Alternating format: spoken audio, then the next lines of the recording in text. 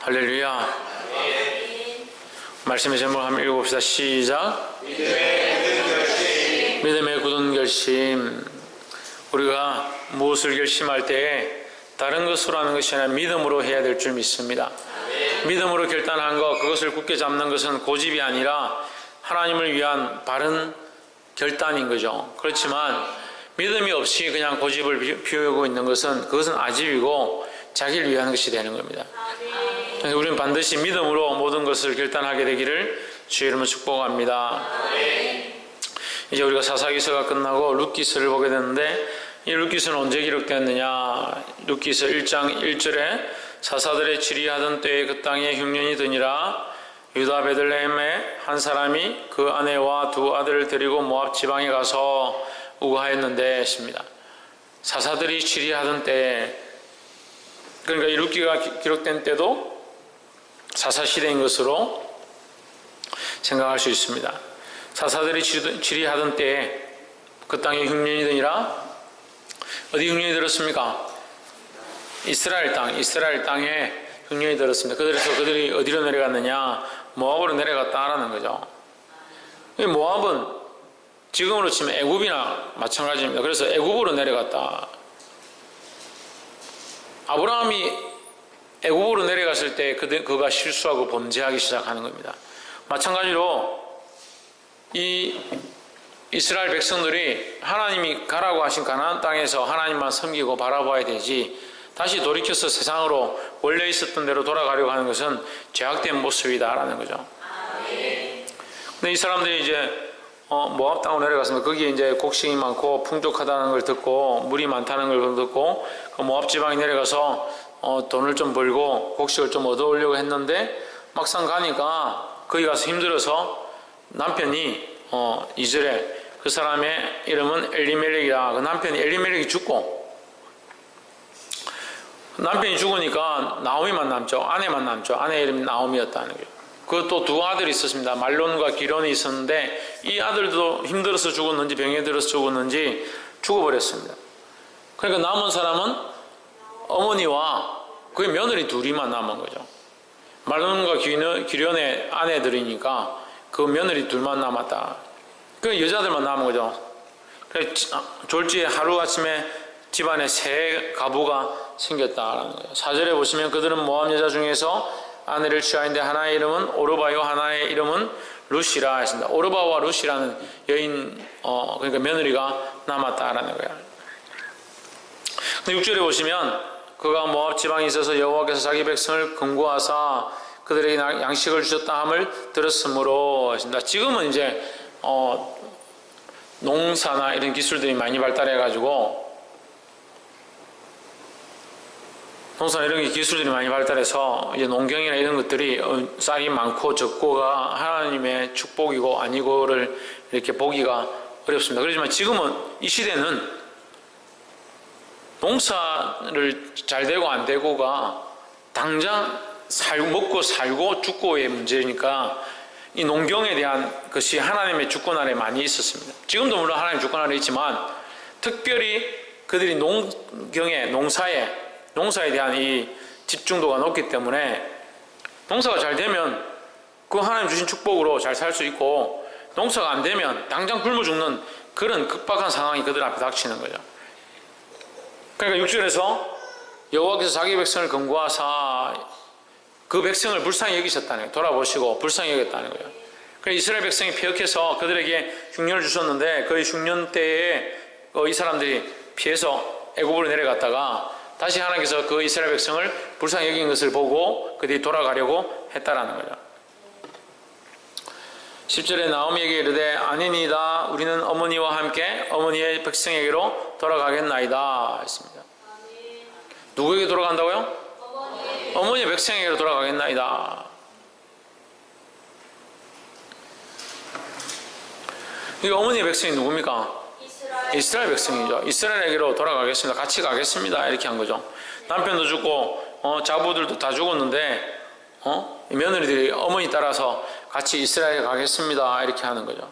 14절에 그들이 소리를 높여 다시 울더니 오르바는 그 시므에게 입맞추되 룻은 그를 붙쫓았더라 했습니다. 나오미가 계속 이제 가라. 나에게 소망도 없고 이제 나에게도 남편도 없고 남편이 있다 하더라도 당장 오늘 밤에 내가 시집을 가서 같이 동침해서 애를 갖는다 하더라도 애가 크려면 그 많은 시간이 필요하지 않느냐. 지금 되지 않는다. 그러니까 돌아가라. 이제 두 번, 세 번 건면하니까 이제 14절에 보면 오르바는 자기 고향으로 돌아가고 그 시어머니에게 나오미에게 입맞추고 돌아가고 룻은 그를 붙여쳤더라 했습니다. 우리는 세상의 피역한 길도 쫓아가지 말고 하나님께로 돌아와야 된다는 거예요. 이 백성들의 폐역, 이스라엘 백성의 폐역한 모습을 이 룻기를 통해서 보여주시는 거예요. 자, 그럼 보십시오. 이스라엘 백성은 자기들이 먹을 것을 위해서 모압으로 내려가서 먹을 것을 구하고 자기 고향을 버리고 떠나 있다가 이제 다 망하고 나니까 고향으로 돌아오는 거예요. 이스라엘 백성은 떠나가는데 룻은 어떻게 하느냐? 룻은 이방 여인이죠. 이방 여인인데 나는 시어머니 따라가겠습니다. 그래서 돌아오는 거예요. 같이 예루살렘에 돌아오는 겁니다. 이건 뭘 얘기하는 겁니까? 하나님의 백성이라고 하는 이스라엘 백성들은 하나님을 배반해서 세상으로 떠나는데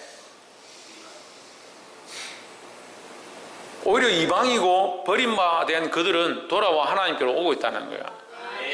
그래서 우리가 이 말씀을 볼 때 우리는 어떻게 해야 된다는 것을 알 수 있습니다. 우리도 또한 하나님께로 돌아와야 된다는 거야. 돌이켜야 된다는 거예요. 세상으로 돌아가고 세상이 우리에게 먹을 것을 주고 우리를 살게 할 것이다. 세상을 쫓아가는 것은 결국 우리가 망하는 길이라는 거예요. 그래서 룻이 그 어미 나오미를 붙잡았던 것처럼 떠나지 않고 떨어지지 않고 끝까지 붙잡고 따라갔다 이 말이에요.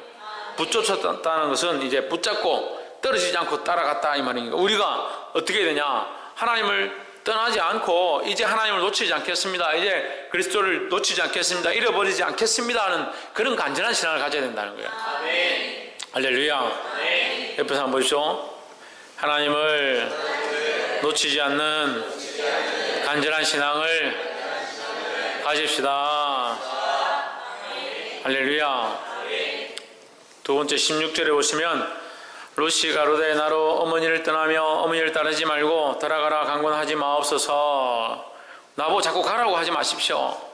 어머니께서 가시는 곳에 나도 가고 어머니께서 유숙하시는 곳에서 나도 유숙하겠나이다. 어머니의 백성이 나의 백성이 되고 어머니의 하나님이 나의 하나님이 되시리니 했습니다. 이게 뭐냐면요, 이게 룻의 신앙 고백이라는 거예요. 우리는 하나님 앞에 날마다 무엇을 해야 되냐? 신앙 고백을 해야 되는 거예요. 나는 하나님만 섬기겠습니다. 가만히 있으니까요. 가만히 있으니까 가만히가 아니고 가만히 있으니까 자꾸 세상을 닮아가는 거예요. 그럼 가만히 있으면 나는 믿음을 더 자라갈 겁니다. 가만히 있으면 더 신앙이 되고 가만히 있으면 예수 그리스도 닮아갈 겁니다. 천만의 말씀이에요. 가만히 있으면요 자꾸 세상으로 썰려가는 거예요. 가만히 있으면 세상의 모양을 닮아가는 거예요. 그러니까 가만히 있지 말고 가만히 있을 그 순간에도 우리는 신앙 고백을 힘써야 돼요. 신앙 고백. 신앙 고백이 뭡니까? 신앙 고백이 뭐예요? 전능하사 천지를 만드시니요? 전능하사 천지를 만드시는 신앙 고백 서고 만들어 놓은 이 문구고 신앙 고백이 뭡니까? 나는 하나님의 백성입니다. 또 하나님 나라가 뭐예요? 뭐라고? 오직 하나님만 따라가겠습니다. 또 박성님 주는 그리스도시요 살아계신 하나님의 아들이십니다. 그것도 좋지. 박이사 신앙 고백은 뭡니까? 내 주인이 하나님이십니다. 홍진호 신앙 고백이 뭐죠?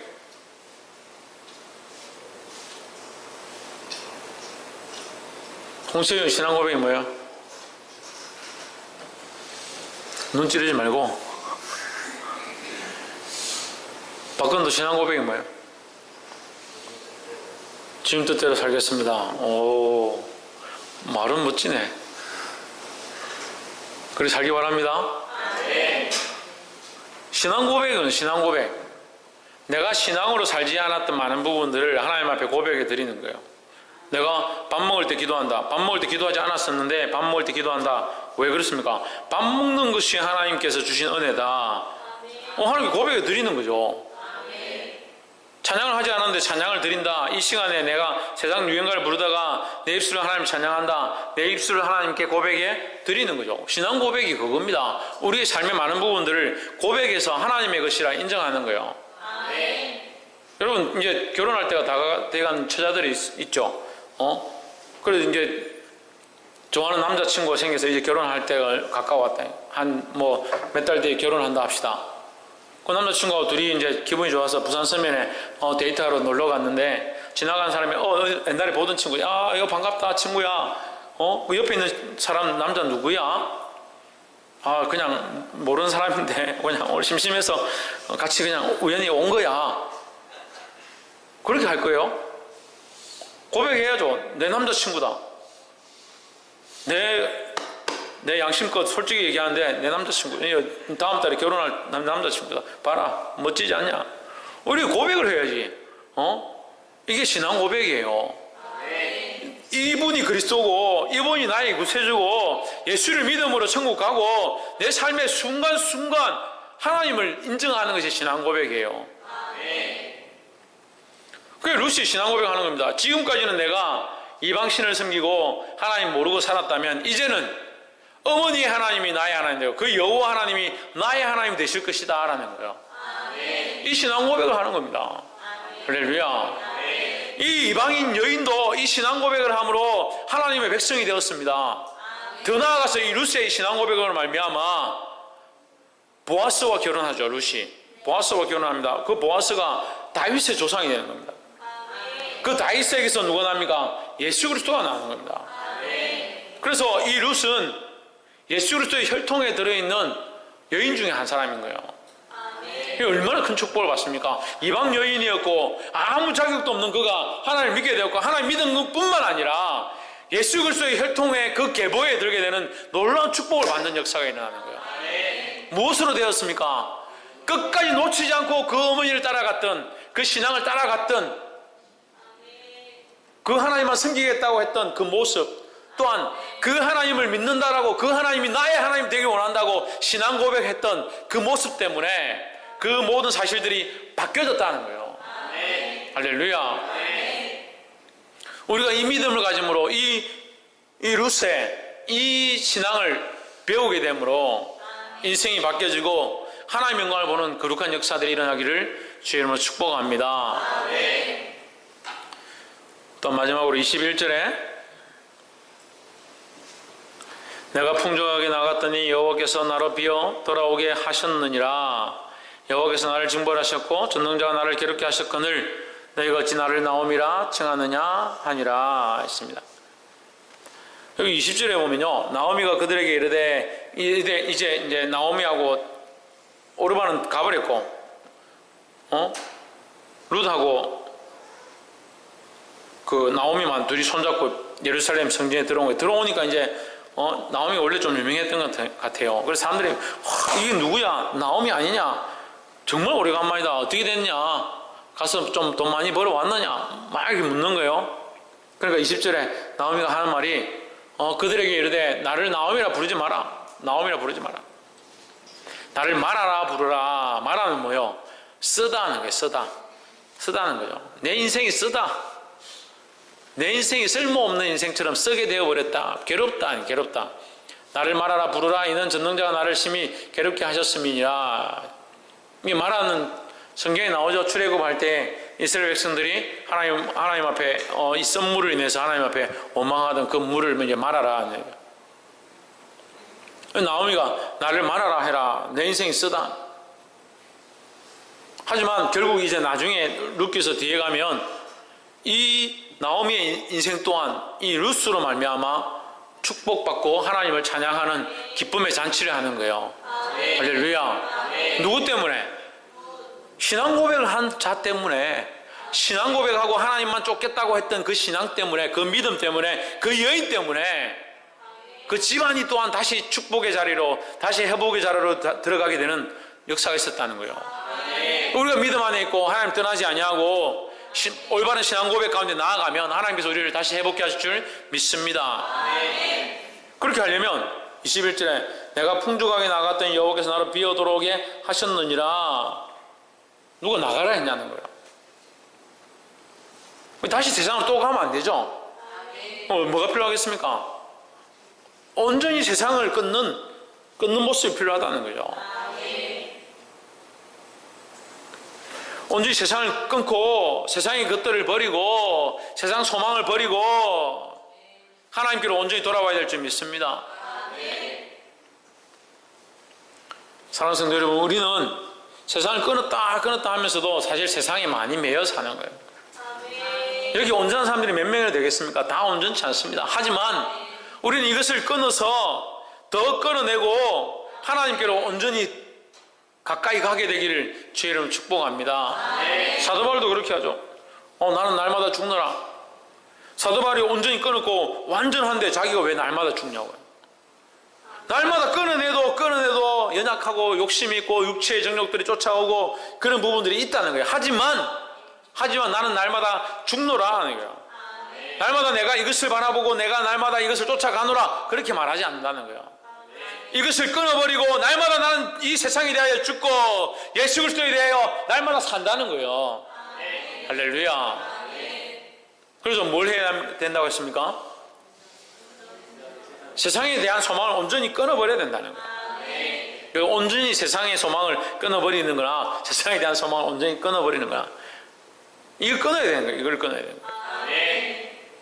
물론 오늘 내가 결단하고 끊는다고 해서 내일 완전히 세상에 대한 소망이 끊어지고 내일 축장도 출근 안 해야 되고 그런 상황은 아니겠지만 세상에 대한 가치관, 세상을 바라보는 그 소망들을 끊어내기 시작해야 하나님에 대한 소망이 더 든든해지는 거예요. 할렐루야. 말씀 맺겠습니다. 오늘 이 나오미가 이 세상 소망 때문에 잘못된 길을 선택했었습니다. 하지만 오늘 여기 소망이 뭐가 있느냐? 세상에 소망을 두는데 소망이 있는 것이 아니라 이 룻이 나오미를 따라서 오면서 하나님 떠나가지 않겠다. 또한 어머니의 하나님이 나의 하나님이 된 역사가 있을 것이다 했는데 이 신앙 고백이 바로 소망인 거예요. 그래서 오늘 우리에게 뭐가 필요하냐? 이 바른 이 세대 가운데 바른 신앙 고백들이 필요하고 하나님의 말씀을 쫓아가는 모습들이 필요하다는 겁니다. 할렐루야. 이 말씀을 쫓아가고 마지막으로 어떻게 된다? 세상 소망을 온전히 끊는 모습을 가져야 된다는 거예요. 세상의 소망을 온전히 끊고 하나님만 쫓아가고 그 하나님을 신앙 고백하는 저와 여러분의 삶이 되어지기를 주의 이름으로 축복합니다. 기도하겠습니다.